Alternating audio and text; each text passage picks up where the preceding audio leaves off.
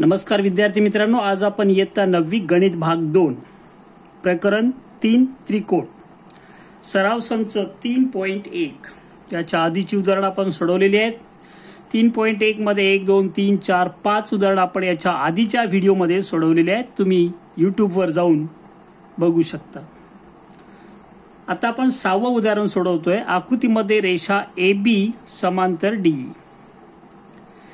दिलेल्या माहितीवरून DRE व कोन ARE काढा. DRE व कोन ARE काढायचं. आता लक्ष द्यायचं आहे. पहिलं वाक्य जे दिलंय मी तेच परत लिहितोय. कोणतं दिलंय लक्ष द्या. यामध्ये रेषा AB समांतर रेषा कोणती दिली आपल्याला बघा वरती. पहिलंच वाक्य आहे DE. ही जी दिलेली माहिती असते याला आपण पक्ष म्हणतो. म्हणून तुम्हाला माहिती आहे व्युत्क्रम कोन एकरूप असतात. कोन मापकोन ADE बरोबर मापकोन BAD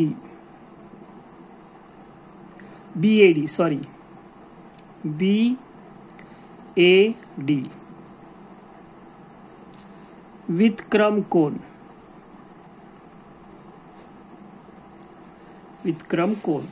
पण आपल्याला याचंही माप दिलंय. कोणाचं BADचं आकृतीमध्ये 70 डिग्री दिलाय. म्हणजेच हा किती असेल 70 डिग्री 70 अंश कोन ADE. त्याला आपण 1 क्रमांक देऊ. ADE म्हणजेच आता पुढे हा मिळाला आपल्याला. मग ADE मिळालाय परंतु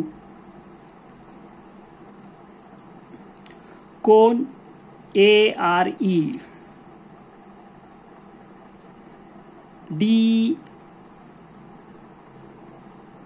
DRE काढायचा आपल्याला. हा मिळाला आपल्याला. कोणता हा 70चा काढला आपण तर हा कोण मिळेल आपल्याला मापकोन कोण कोणता ARE.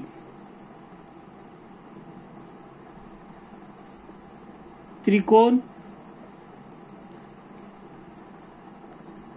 DER चा बाह्य कोन आहे.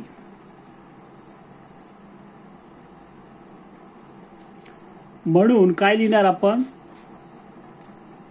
मापकोन ARE बरोबर मापकोन RDE अधिक मापकोन DER.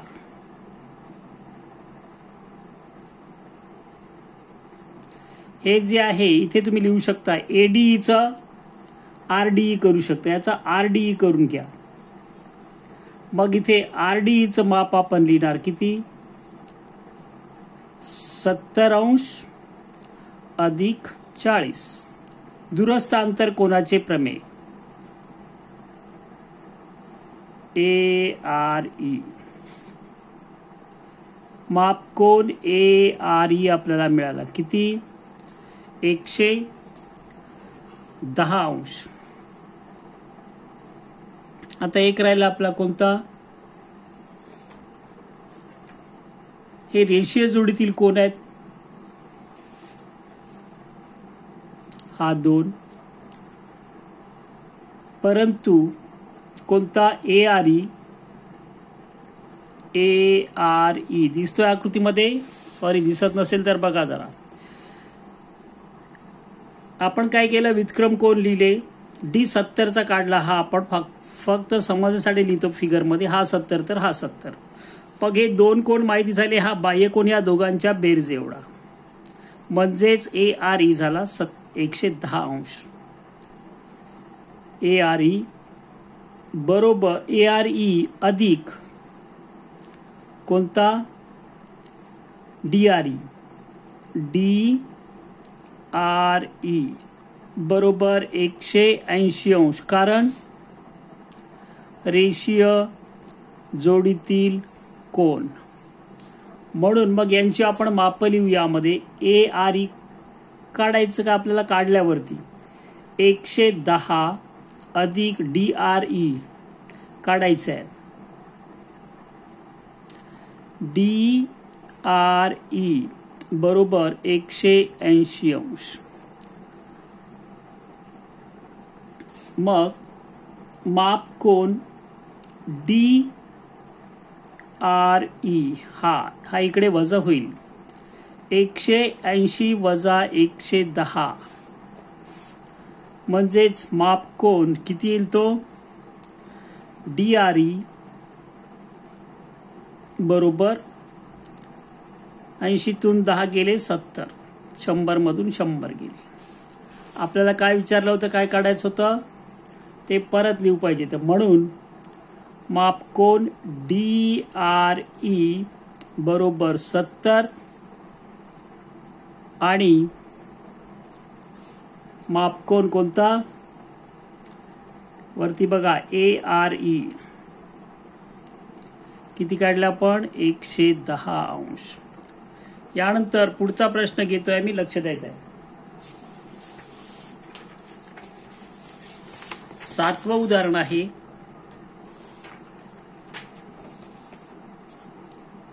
उदाहरण नीट वाचा एकदा. त्रिकोण ABC मध्ये कोन A व कोन B चे दुभाजक बिंदू O मध्ये छेदतात, म्हणजेच हे दुभाजक आहेत.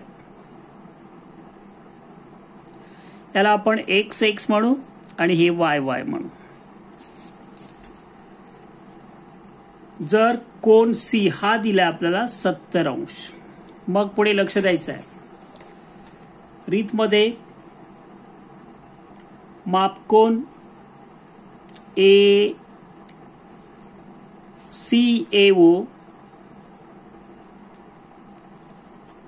मापकोन BAO हे पक्ष आहे बरोबर 1 अंश म्हणून. AO हा कोण दुभाजक आहे. कोन CAB चा रेख AO कोण दुभाजक आहे.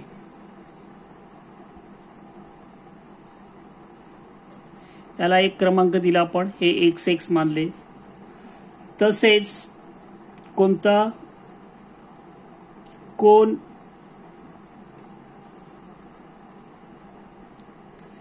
ABC चा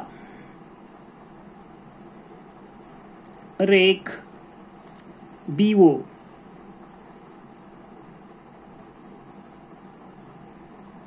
कोन दुभाजक आहे.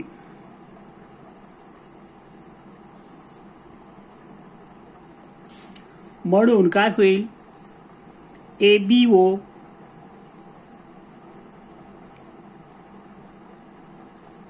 बरोबर मापकोन CBO बरोबर Y अंश. याला 2 क्रमांक दिले. मग पुढे काय मिळेल आपल्याला लक्ष द्यायचं आहे. दिसतोय त्रिकोण ABC मध्ये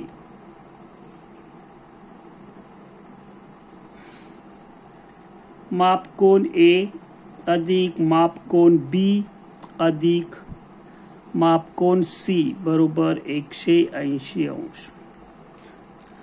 आता A चं माप किती आहे? x अधिक x 2x, B चा y अधिक y 2y आणि C चं वरती दिलाय 70 बरोबर 180 अंश.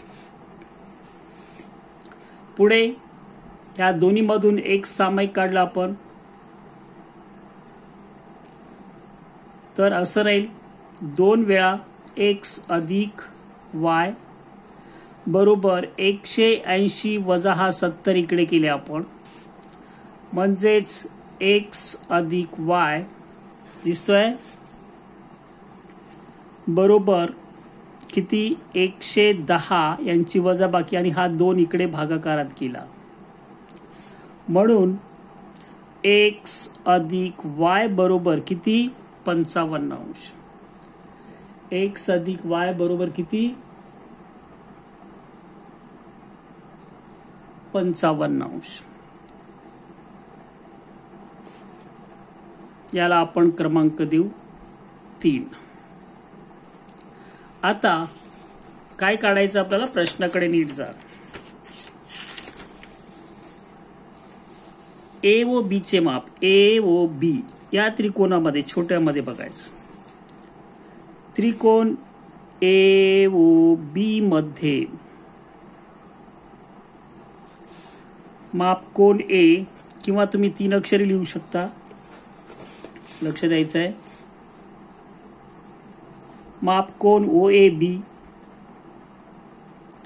अधिक माप कोण ए बी ओ आकृतीमध्ये बघा अधिक माप कोण ओ ए ओ बी बरोबर 180 अंश. त्रिकोणाच्या तिन्ही कोणांच्या मापांची बेरीज. याचं माप एक्स ए बी ओचं वाय आकृतीमध्ये बघा अधिक ए ओ बी काढायचं आपल्याला.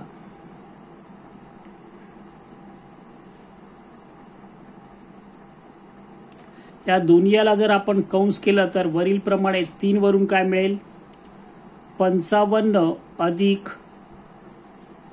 ए ओ बी बरोबर 180 अंश. 3 वरून 3 ची किंमत टाकली आपण यामध्ये दिसतोय. पुढे 180 हे 55 इकडे वजा होईल. ए ओ बी बरोबर 180 वजा 55 म्हणजेच माप कोण ए ओ बी बरोबर किती येईल 125 अंश. 5 आणि 5 10 7 आणि 1 8 1. ए ओ बी आपल्याला काढायला सांगितलं होतं या ठिकाणी आपण काढलेलं आहे. आता यानंतर एक शेवटचं उदाहरण घेतो आणि मी थांबतो. लक्ष द्यायचं आहे. कठीण आहेत कोणासाठी ज्यांचे गुणधर्म लक्षात नाहीत त्यांच्यासाठी. हा एक वरती कोरा पेज याच्यासाठी ठेवतो मी की जर त्याला थोडं काही टच झालं तर पेन चालत नाही त्याच्यावर म्हणून त्याच्यावर कोरा पेज एक ठेवत असतो मी. आकृतीमध्ये रेषा ए बी समांतर रेषा सी डी आणि रेषा पी क्यू ही त्यांची छेदिका आहे.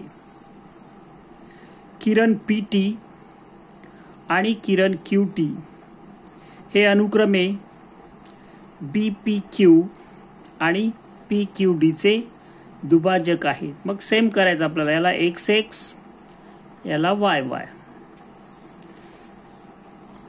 तर इथे रीत बघा.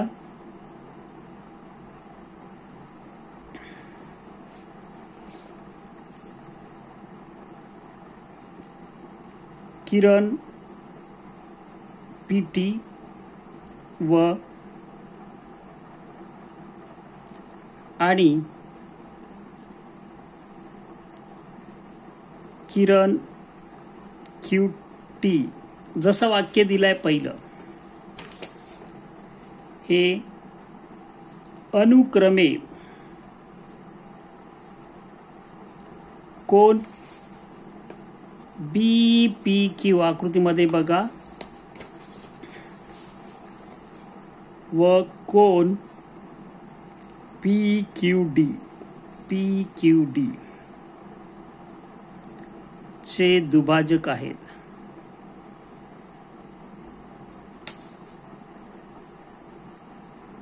हे पक्ष आहे तुम्ही पुढे लिहू शकता. म्हणून माप कोण पी क्यू टी बरोबर माप कोण डी क्यू टी बरोबर 1 अंश मानू. याला आपण 1 क्रमांक देऊ. आणि काय दिलाय दुसरा QT. एक QTचं गेलं, PTचं बघू आपण. BPT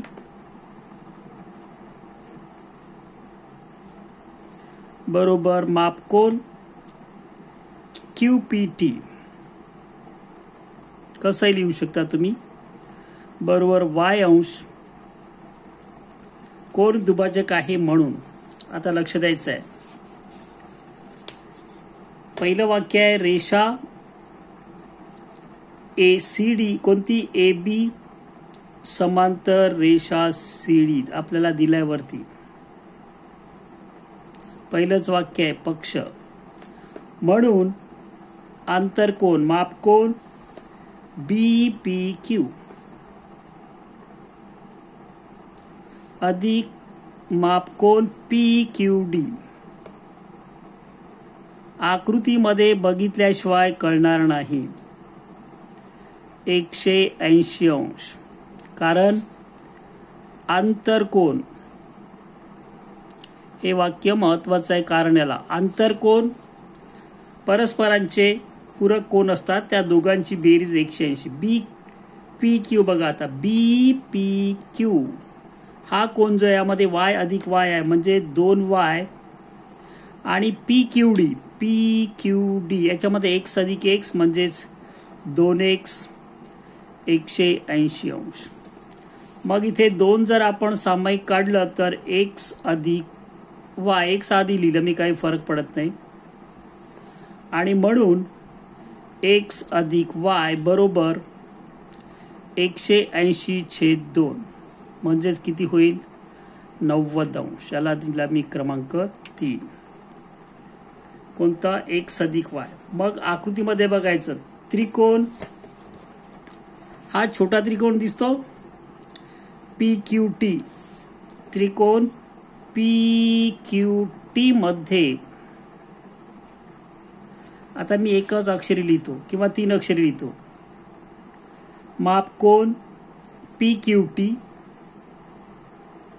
अधिक मापकोन दिसतोय QPT. आकृतीत बघा या त्रिकोणामध्ये तिन्ही कोणांची बेरीज देतो मी. PTQ हा Q झाला, हा P झाला, आता T. तो T 3 अक्षरी PTQ बरोबर 180 अंश. हा मधला Q म्हणजेच हा P म्हणजे हा वरचा P आणि T म्हणजे हा इकडचा या त्रिकोणामध्ये छोट्या.